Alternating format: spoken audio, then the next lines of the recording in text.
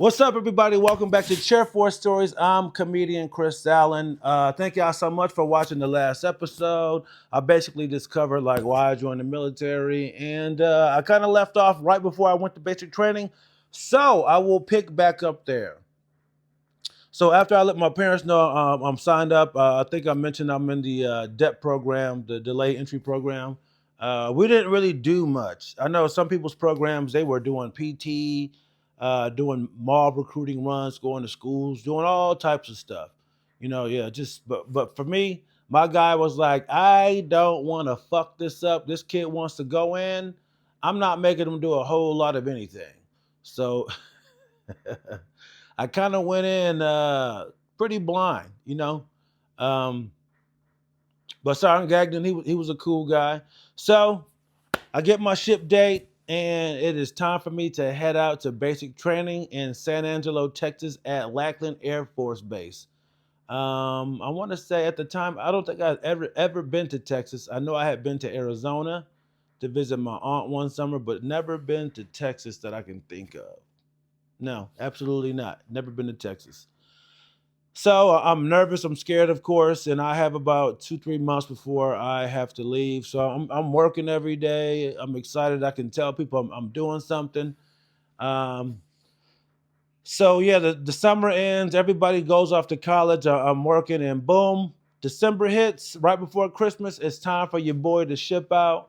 So for my dad is my dad's a cheap guy. He doesn't buy a whole lot of anything. Uh, Great provider, but just doesn't waste his money. So uh, it's a day before I leave. He goes, "Hey, let's go to House of Guitars." And House of Guitars in Rochester is a very famous, and it's just a really cool music store. It's one of those music stores where it's you walk in the back, it looks like complete chaos. There's vintage T-shirts, there's records everywhere. It's just a mess. And if you want to find something, it's always like a older dude, especially back in the day. They just had that rocker look. They had the long beard, the long hair, Megadeth T-shirts, just and these guys had to be in their 50s, man. But you can tell they were just music heads, guitar heads. They love music. They love that shit. And you could ask them for anything, anything. Hey man, you got I'm looking for the LL Cool J tape from 19, and they would just run back into a pile. Got it right here. I mean, anything you can think of, they can find it. Love House of Guitar. So anyway, I go there. And it's kind of surprising because my dad was like, "Hey, I want to get you a CD player and a couple CDs." And again, my dad doesn't spend a whole lot of money, so I'm shocked. So I get a CD player, a Sony CD player, and I got two CDs. I got um I got Pete Rock's. It came out in 1998. Why am I drawing a blank on that Pete Rock CD? Soul Survivor. I got Pete Rock Soul Survivor, and I got DJ Clue, his new one of his first official mixtapes that he was selling at stores came out. It had a white cover, and it just had his hand, and it had his chain with the question mark on it. Great CD. It's just funny to think now. I left home to travel to Texas with two CDs. That's it. Like 24 songs. Like that's all I had. Could you imagine that now? I had two fucking CDs. That's crazy. That's just insane, man. Two CDs. So yeah, man, well, we go get the CD player, a couple CDs. We have dinner, and I'm leaving out of Buffalo. There's nowhere we don't leave out of Rochester. So we go down to the Greyhound bus station in Rochester, New York. Hug my parents. I get on the bus, and we get up to Buffalo. We're staying at like a Days Inn, some really shitty hotel, and it's right across the street from the airport. And we get there, and I want to say they gave us like a food voucher or something like that. But and they basically tell us like, look, everyone needs to be in their bed by like in their room by like 9 o'clock, 10 o'clock or something like that. Don't leave. Everybody needs to be here in the morning. Uh, and that night was crazy. It's just like we really weren't supposed to have anybody in our rooms or going out or doing anything, but people are drinking, people are just doing drugs and shit. They having Girls come over to the hotel room because a lot of the guys that were there were from Buffalo, so they had friends and family, and people want to see them off. I'm from Rochester. I don't know anybody, so I'm just chilling. So it's a crazy night. Like I said, it's just drugs, girls, people wilding out, trying to do their little last hurrahs as a civilian for the foreseeable future. Next day, we get up, we get on the plane, and the journey begins. So everything is pretty normal. We get on the planes. Uh, Looking back, I don't realize how obvious we are. Like people can tell like, oh, these guys have all joined the military. They're all going. So people are asking questions like, oh, which branch did you join? What branch did you join? That kind of stuff. And it's cool. People are thanking us for our service. We haven't done a goddamn thing yet. We feel proud. We're happy, and we land in San Antonio. It's pretty late in the evening, and like as soon as you get off the plane in San Antonio, it begins. So everything seems normal, but as soon as you walk off the plane in San Antonio, basic training starts. There's a TI waiting for you, like, yo, get y'all shit, get over there. And like now we're in an airport around civilians. And there's a TI like, move, move, move. So we're at the airport getting yelled at. And everybody's watching, like kind of laughing and shit like that. Like, oh, I remember that. And they have like these church pews where we're supposed to wait for these buses to come get us. And the buses come get us. We all get on the bus. And it seems like we're driving around forever. It's late as shit. It's dark. We don't know what's going on. We finally pull up to the gate. And it's pretty quiet. It has to be, close to midnight. And it's just the stereotypical military base. It's hot out. It's dark. We get to like this receiving building, and that's when they're like, get off, move, move, move. And everybody's like nervous and scared. TRs are yelling at us, and we file into this. It looks like an old church or something like that. And there's pews in there as well. So we all sit down, and this is where they get us all organized. Hey, this is what squadron you're going to. And they're doing roll call. And I remember at one point, the person doing the roll call says someone's name wrong, and the person was like, I didn't ask to be corrected. And that was the first time like someone was actually kind of mean to somebody, or like that kind of thing happened. And everybody was like, oh shit, like, damn, they really this mean. And it's so funny because I look back at that experience. It was literally a two-striper yelling at new recruits. I was like, man, a fucking A1C telling someone I didn't ask to be corrected. Man, fuck you. You probably been in 3 weeks before us. That's it. Maybe 3 weeks. But you don't know. You're scared. You're like, I just got yelled at by this person. They have stripes. They got a uniform. They got their shit together. They know what they're doing. So we all get broken up into different squadrons of where we're going. Everybody gets on different buses, and boom, we all split off. And I was part of the, I want to say I don't know if defunct is the right word or but whatever it is, but it no longer exists. But I was part of the 323rd Training Squadron. And I know these kind of things, they kind of like collapse, expand. So if I don't know the training squadrons today, but they kind of like I said, they kind of contrast and expand, collapse and expand over the years. You pick up units, you lose units. This unit will eat another unit, and then a few years later, it's like, let's break that back out again. This one squadron is now a bunch of different ones, shit like that. Excuse me. So that happens, and then we pull up to our building. And if you've never seen any of these like training squadron buildings, it's just a big block with, I don't think there's any windows. There might be one or two, but it's just a huge big block. And there's an overhang that hangs around the entire building, and there's just a drill pad around the entire building. Huge block, overhang. And this is where it gets to be like the movie, where now we show up to our training squadron, we get off this bus again, and there's drill instructors or training instructors, yelling at us, get off the bus, get off, no, move, stop talking, all that kind of stuff. We line up in our rows, and they go up and down, they're talking shit to people. Uh, and I don't know why I remember this kid's name, but he was an Ethiopian kid. His name was Tekla Hamananat, something like that. It was very hard to pronounce. But the TI was like, "What's your name?" And the kid says it, and he's like, "I don't know how to fucking say that." And he started calling him T Alphabet. So for the rest of the time, we called this kid T Alphabet. And he's an African kid. He speaks English, but like it's weird. Like he knows what's going on, but I don't think he fully understands every single word that's coming out of the TI's mouth because this kid, he can't stop grinning. He's laughing, he's smiling, and maybe it was just his nerves. And because I remember him asking the kid like, "You want to go to Kosovo?" He's like, "Yes, sir, yes, sir." So fucking funny. This kid didn't know what the fuck was going on.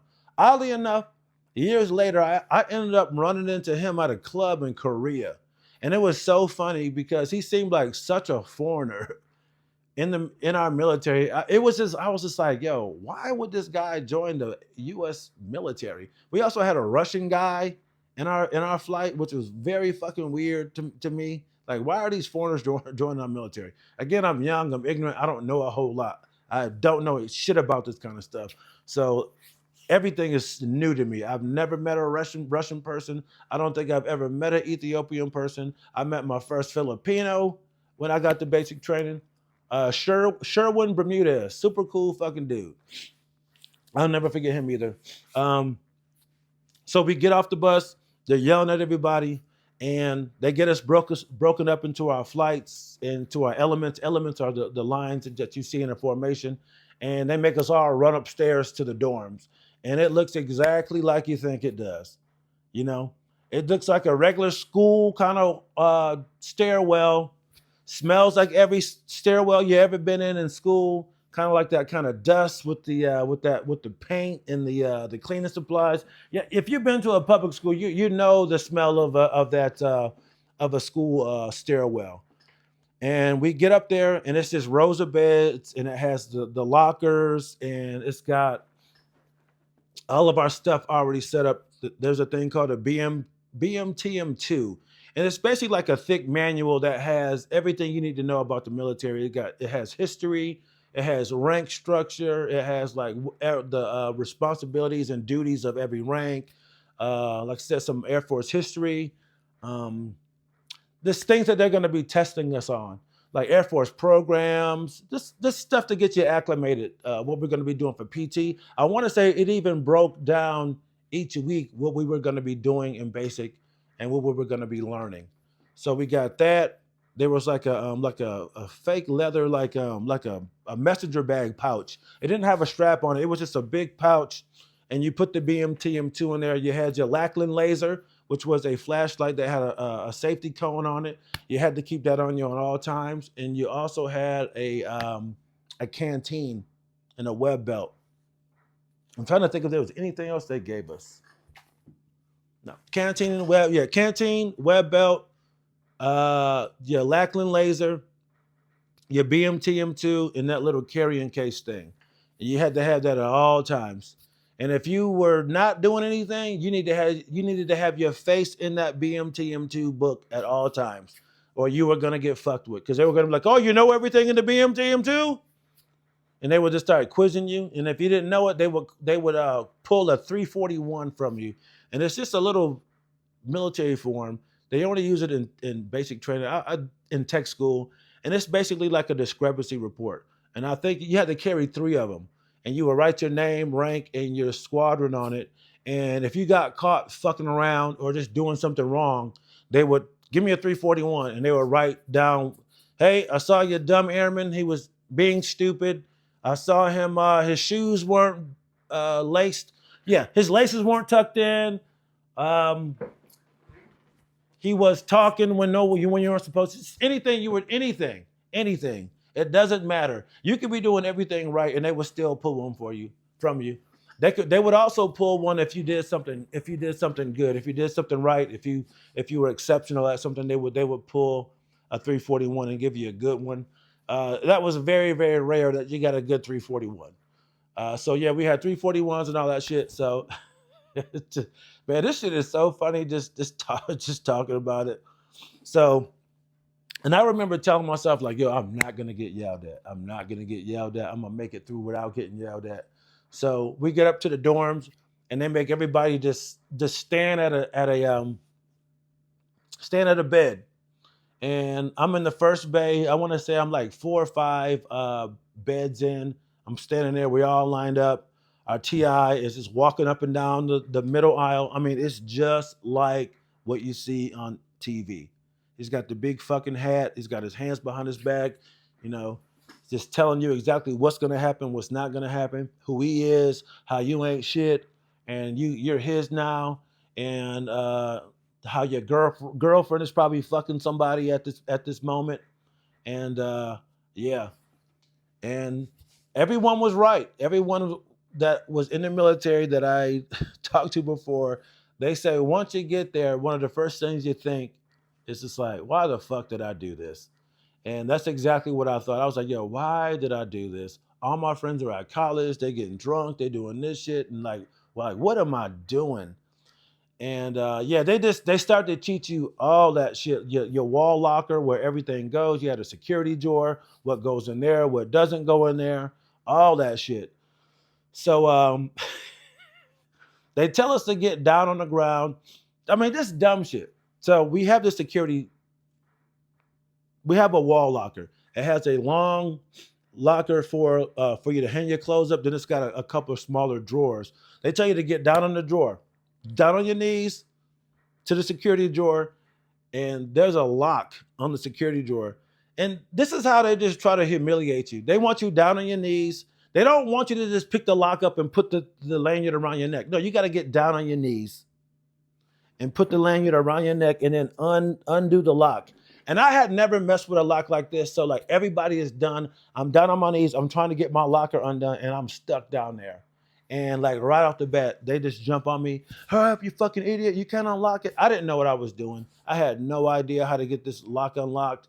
I'm just so nervous. I finally get it. I stand up and then, oh, we got a smart one here. It's just shit like that right off the bat. And like I said, everybody is super scared. It's quiet. And there's one dude, I can't remember his name. It was a black dude. He was from New York. Everybody is like kind of scrambling because they also want you to shave. So after we do the stuff with the locker, they're like, yeah, we need everybody to shave. So everybody's like bumping into each other, getting their shaving shit out, trying to shave, trying to get organized and shit like that. It's complete chaos. And this one dude is just not doing anything. He just like, yo. And we kind of looking at him like, yo, like, what's up with this dude, man? He's not gonna do anything. And he's got Tim's on, you know, he just a whole clown. And he just sitting there like, yo, fuck this, I'm leaving. And we like, yo, man, you're not gonna get ready? He was like, nah.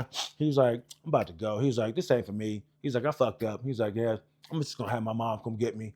We're like, yo, your mom live in Brooklyn. Like, you think your mom's about to just come to San Antonio right now and just come pick you up? He's just like, yeah, that's what's about to happen. It's like, all right. And so, like I said, we all just frantic, getting our shit, doing what they told us to do. And he's just not doing anything. And he goes up to the TI and he goes, hey, man, he goes, I need to call my mother. He's like, what? He's like, I need to call my mother, man. He's like, I'm not supposed to, I'm leaving. This ain't for me. He's like, oh, okay. He's like, oh, my bad. He's like, that's fine. He's like, we all make mistakes. And we're like, damn, it's really that easy? All you got to do is say, you don't want to do this, so you can go home. He's like, yeah, get your stuff, pack everything up, you know, and we'll get you out of here. He's like, all right. So he come back to the bay. He like, fuck y'all, fuck y'all. He is giving everybody the finger. He laughing, y'all stupid, y'all stand. I'm out this bitch. So he got a suitcase, Tim's flopping, Avarex jacket, all that shit. He walking out to the TI's office, and he's like, you ready to go? He's like, yeah. And they get to the door, like he about to leave. And he was just like, yo, you ain't fucking going nowhere. He's like, turn around, take your shit back. You're not going. You're here. That's it. You signed the paperwork. You're stuck. And that was the end of that shit. That was the end of that shit for him. And another dude tried the same thing. Some white dude from Oregon. I can't remember his name. But he was like, sir, I made a mistake. I'm not supposed to be here. He was like, oh, okay. He's like, you made a mistake. You're not supposed to be here. He was like, yeah, he wanted his mom to come get him. This is completely different. He's like, go get your paperwork for me real quick, because this happens all the time. We make mistakes all the time. So the kid goes back, gets his paperwork. He's looking through his contract. And he was just like, oh, okay. He goes, is this his signature right here? And the kid looks at it. He goes, yes, sir, that's my signature. He goes, then you're supposed to fucking be here. Get back to your fucking bunk. And that was the end of that shit. So we had 2 people try to leave that night, but it did not work out. We did have one dude from Fayetteville who was able to leave. He was also a very cool dude. Can't remember his name. Also had a motherfucking Averex jacket. That was weird. I don't know why you would wear Averex to basic training. But what happened with him was when you join, you can come in with a guaranteed job. And that's what I did. Radar maintenance. He had a guaranteed job. And the thing about a guaranteed job, at least at the time, is you're going in for that specific job. And if for some reason that job is not available for you, you have the option to go home because you came in to do that job. And I forgot what job he had, but it was some type of hospital job, or it was something very niche. And it turns out they didn't have anything available. And they were like, what do you want to do? And again, it's a traumatic thing being there. It's not fun for the first couple of days. It really sucks. And he was like, yo, I want to go home. So they let him go home. And it's funny because I actually thought about that dude most of my career. Like, whatever happened with him? Like, I've run into so many people over the years who got out early, or they got hurt in basic, or they left in basic, or they got cold feet, and they were like, man, I wish I would have just joined, or I wish I didn't get out, or I would have been retired by now, or this would have happened. So I wonder what happened with his life, and if that was a better choice for him. But as far as like the day-to-day for basic training, it really wasn't that hard. It really wasn't. And I'm not some type of physical specimen. I'm not a stud when it came to PT and no shit like that. I was a very scared and timid young dude, and to be honest, I didn't push myself 110%. I was never like in the top of anything when it came to PT or anything like that. I was, like I said, very timid, very scared, and I just didn't. I didn't want to make any waves. I didn't. So I just tried to just mix in with everybody else. But on a day-to-day basis, this is basically a typical rundown. And I'm making up some of the times here because it's been almost over 25 years. So we would get up at like, say, 6 o'clock in the morning. You would get up for PT, brush your teeth, and then run downstairs, line up, take roll call, sing the Air Force song, do any announcements or anything like that. And then we would march over to the drill pad or exercise pad, and we would do calisthenics, push-ups, sit-ups. We would run, and they kind of would figure out what everybody's fitness level was, and they would kind of put you on just different groups of skill and speed. So we would do that every day, and then after PT, we would come back. We would line up on the drill pad, and we would go into the chow hall, and we would have breakfast, come upstairs, shower, make your beds, clean the dorm. If there was a lesson to be learned upstairs, we would do a lesson upstairs, and then we would come down. And honestly, like for the first week or so, it's a lot of like just bullshit in process and stuff. So for the first few days, you're what they call a rainbow flight, because everybody's just wearing their civilian clothes. Again, I don't know what it's like today at all, but that's how it was when I was there. First couple of days, you were in civilian clothes, and you would march around to different buildings on base, and you would take care of all your medical stuff. We would get shots. We went over to supply, and that's where everyone got all their uniform stuff. You get a pair of boots, two heavyweight winter weight uniforms, 2 summer weights, a summer weight hat, a winter weight hat, 4 pair of socks, 4 pair of underwear, 4 undershirts. At the time, they were you had to wear like this brown undershirt. But if you were like a permanent party, you got to wear black. So that was cool because it was different than what we got. Everybody couldn't wait to be able to wear like a black T-shirt because it just looked so cool and so different. So yeah, you got a field jacket. Um, yeah, and they don't tell you this. You pay for all that shit too. It comes out of your first paycheck.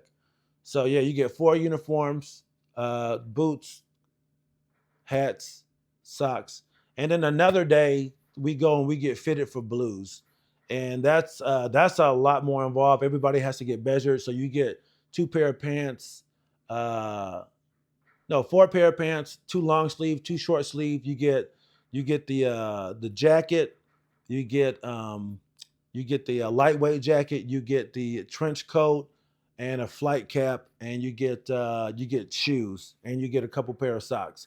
So I would say that takes a lot of the time when you're in basic is getting fitted for your uniforms, and so yeah, that was basically a typical day. You get up, PT, eat breakfast, go back upstairs, get changed, clean up, classes, more classes, and then lunch, more classes, drill, uh, some type of like history class or taking some type of test, some type of psychological test, something to just it was just so much in processing for the first week, and so we take this psych eval, and they tell us, yo, no one can go to the bathroom. You can't leave.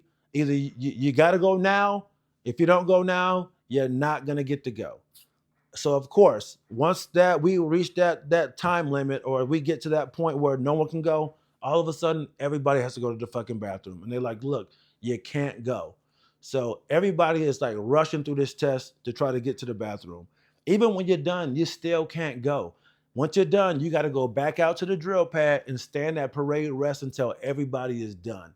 This is taking hours, and people have to hold it, right? So this been a couple hours. I can't remember this dude's name. He asked like 3 or 4 times, like, "Yo, can I go to the bathroom? Can I go to the bathroom?" They're like, "No, man, we fucking told you, stop asking." He gets done with his test. He comes out, and he's standing behind me on the drill pad. We're waiting for everybody to go. And like, you're not supposed to be talking, but everybody's kind of whispering, like, "Yo, man, I gotta go to the bathroom, go to the bathroom." So another dude comes out, and now he's standing in another element. He's talking about he has to go to the bathroom. They won't let him go. He's like, "Yo, if y'all don't let me go, I'm gonna pull my shit out right here and piss on this pad." And the TIs were like, "Oh, you about to pee on our pad?" He was like, "Yep." They go try it. All I hear is a zip, and the TIs start to lose their mind. Like, "You better not fucking do it. You better not." And all I hear is water splashing on the ground. I look back, and this dude has his dick out. He is peeing. He's like, "I told y'all I had to go." It's 3 TIs in this dude's face, just yelling like, "Put your dick away. Put it away. How dare you, you fucking animal." They are yelling at this dude. He's like, "I told y'all. I told y'all I had to go." He is pissing everywhere.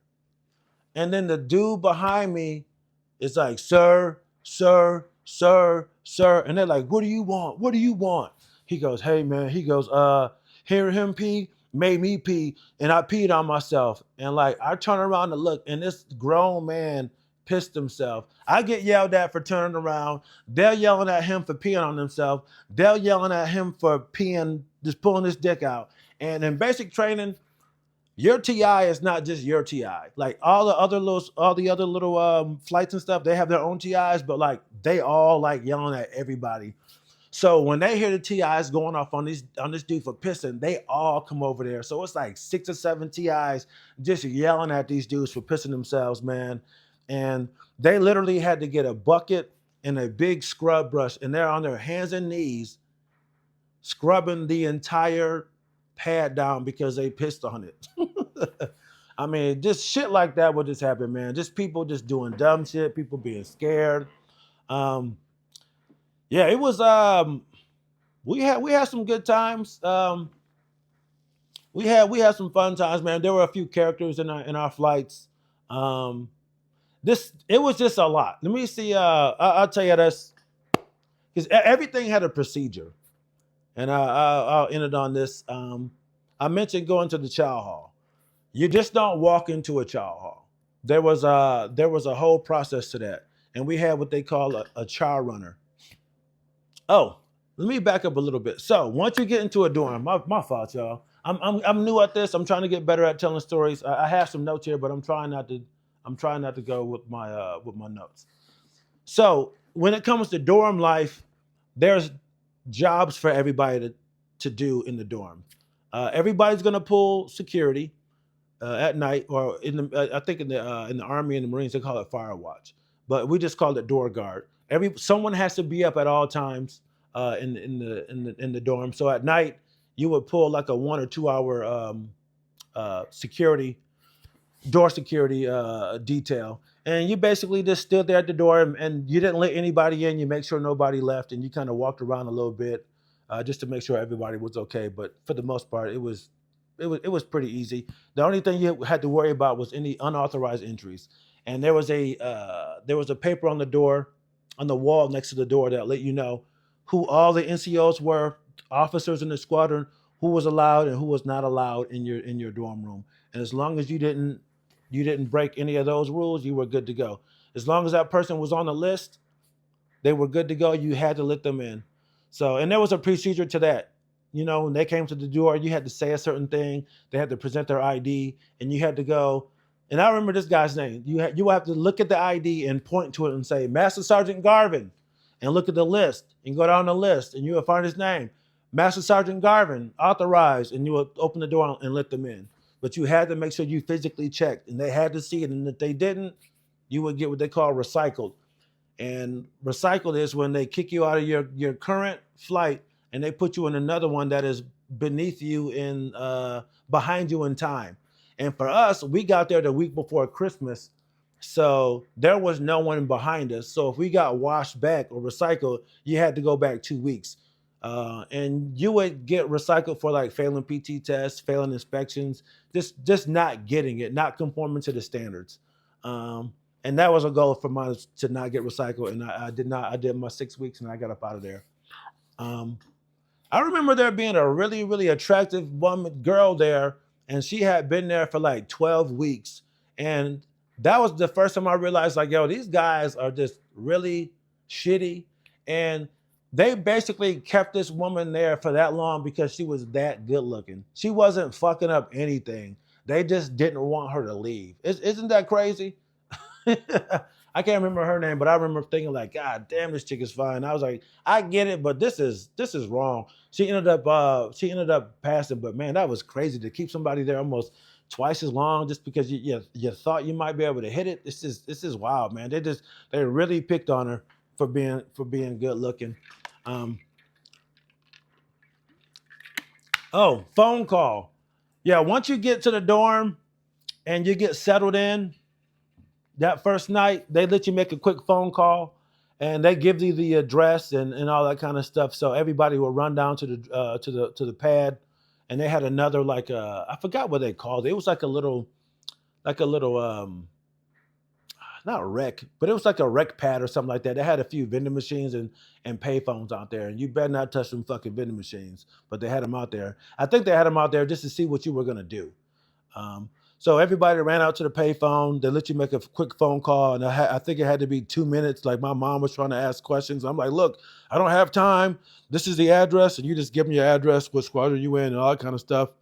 Get to tell me you're okay, hang up, and then next guy goes, and yeah, that's how you let your family know that you had made it and everything was okay. But I hear now like they get cell phone time and all kind of shit, and I hear vets getting mad about it. But it's like, man, chill the fuck out. It is what it is. You did your thing.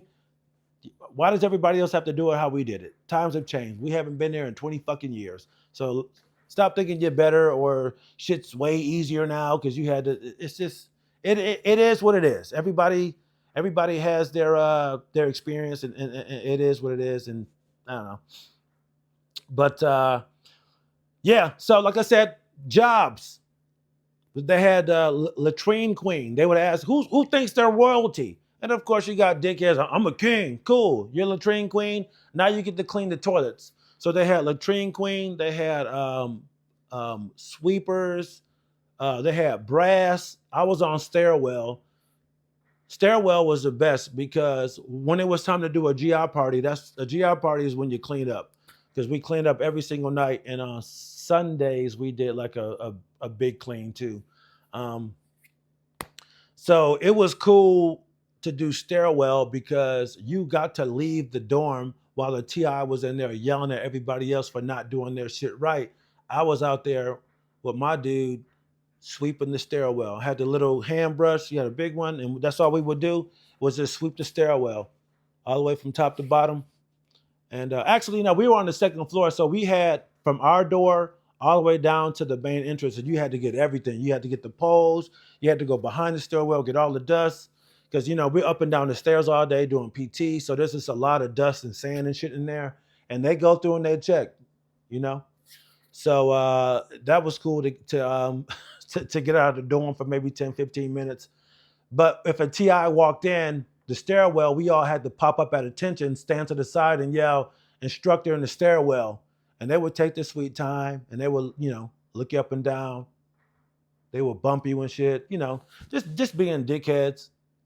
So that could be kind of scary because they would just they would try to like pop in and see how long they could stand in the area without somebody calling the room to attention or calling the stairwell to attention and shit like that. And they will fuck with you, but nothing super, super hard. And I met a dude named Suggs out there. He was in the dorm upstairs, and this motherfucker was special forces. He's probably one of the biggest human beings I've ever seen in my life at that time. Just a stereotypical looking, just grass-fed Midwest white dude. He had to be like 6'4", probably about 230, just all muscle. I think he might have played college football. And like, it was crazy because everybody was so nervous. We were scared, young, skinny kids. I think he was like 26, 27. And like, it was a huge game to him. And like, it was cool going out doing stairwell because Sucks would be out there. He'd be like, yo, bro, this is all a fucking joke. Just chill. This is easy. And it definitely was easy for him because he came in to be special forces. He just had to do this bullshit ass basic training. And just to jump ahead a little bit, when I got to tech school in Biloxi, Mississippi, I don't know what type of special forces training they do at Keesler Air Force Base, but they did because I remember I would see Suggs literally running around the triangle. That's what they call the student area, the triangle. And this is pretty standard for special forces. They would have a big ass log. It would be like 3 or 4 of them running with this big log, and they had the little Marine silky shorts on. The little, I think they call them like combat panties. Or I'm not in the Marine, so I don't know what they fucking call them, Ranger panties or some shit like that. But it was like him and 3 other swole ass dudes running with this fucking 300-pound or 200-pound telephone pole or some shit on their arm. And I wonder what happened with him. I wonder if he did a full 20. I wonder what his career was like. But shout out to Suggs. He made me feel pretty good, man. He would just tell me to relax and calm down, and it was all a big game. And here's the ADD. I'm switching around. Chow hall. God damn it. So the chow hall. Like I said, everything has a procedure. I'm so sorry, everybody. I'm trying to get better at this. You just couldn't go to chow. You had to get a chow runner. And I'm actually remembering more names. This kid name was Chase Deal. I thought it was a cool ass name. He was also a little bit older. He realized it was a game. They used to fuck with him, didn't care. But basically, the chow runner's job was to go downstairs and let the people at the chow hall know, hey, our flight is ready for chow, and basically asking permission to enter the chow hall. So he would go down, ask for permission to enter the chow hall. They would say, yeah. He would come up and say, hey, flight so and so, we can report to the chow hall, and we would go downstairs. Again, you would still have to wait in your our formation in your element, and you would go in one element at a time. And when you went in, you had to line up nut to butt. Everybody wore their canteens on the back, and you had to put your pelvis on that dude's canteen. So you are standing, just your dick is almost on this dude's ass. They would just squeeze you in. You just learn to like be comfortable with being uncomfortable. You are literally breathing down another dude's neck. That's how close you all are in the chow hall. They want to get everybody in and out. You have to be against the wall, head and eyes forward, at attention, nut to butt. Don't even fucking look to the side. So, and you shuffle in, you grab your tray, and you tell them what you want. You slide down, you get all your food, and you had to get 3 liquids. You had to hydrate when you get there. And it doesn't seem as hard as it is, but if you're not used to drinking that much liquid at each meal, it's pretty tough, man. People are like throwing up and shit like that because you're just not used to drinking that much liquid. So you would get all your liquids and stuff like that, food, and then you would sit down. And there was a certain way that you had to go into the aisles where the tables were. You had to go in the long. You had to come in the long way. You couldn't cut across. So when you come in, you would get your food, you would get your drinks, and then go all the way down to the end and around, and then walk up and then fill the table in. I want to say clockwise, and you could not start eating until actually you couldn't even sit down until everybody at your table until your table was full. So I want to say it was like 4 to 5 people per table. So you would put your tray down and you would stand at attention until your table was full, and then you would sit down. But you could not eat until everybody was ready to eat. So if you sat down with someone who wanted to pray, you had to let them pray first, and everybody ate at the same time. And if you didn't wait, you would get yelled at. At the front of the chow hall, they call the snake pit. That's where all the TI sat, and that's where the dessert trays were. Not the tray, but the dessert carousels were. Again, just like the movie, if you wanted cake or anything like that, you had to go up there and get it. And people would go up there and get yelled at. Sometimes people would go up there and they would say nothing. And that would be funny because they wouldn't say anything. And you would see like a mad dash for like cake and shit like that. And then they would just start laying into people, asking you questions for your BMTM2. Just stuff like that, man. One of the funniest things I saw in the Chow Hall, again, when an officer came into the room, we had to call the room to attention. And they're teaching us all this stuff, but people are so scared and nervous that they're making dumb decisions. So our captain walks into the chow hall to have lunch. You're not supposed to do this. He calls the entire chow hall to attention.